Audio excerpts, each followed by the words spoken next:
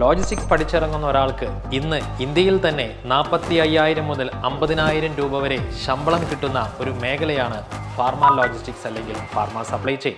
ഇന്ന് ലോകത്ത് എന്തു തന്നെ സംഭവിച്ചാലും ഒരിക്കലും ഒന്നും സംഭവിക്കാത്ത അല്ലെങ്കിൽ ഡിമാൻഡ് കൂടി വരുന്ന ഒരു ഇൻഡസ്ട്രിയാണ് ഫാർമ ഇൻഡസ്ട്രി അല്ലെങ്കിൽ ഹെൽത്ത് കെയർ ഇൻഡസ്ട്രി.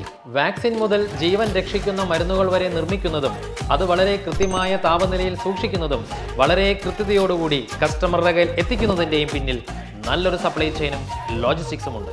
അതുകൊണ്ടാണ് ഫാർമ അല്ലെങ്കിൽ ഹെൽത്ത് കെയർ മേഖലകളിൽ ലോജിസ്റ്റിക്സ് പ്രൊഫഷണലുകൾക്കുള്ള ഡിമാൻഡ് അല്ലെങ്കിൽ സാലറി പാക്കേജ് വളരെയധികം കൂടുതലാണ് എന്ന് പറയുന്നത്.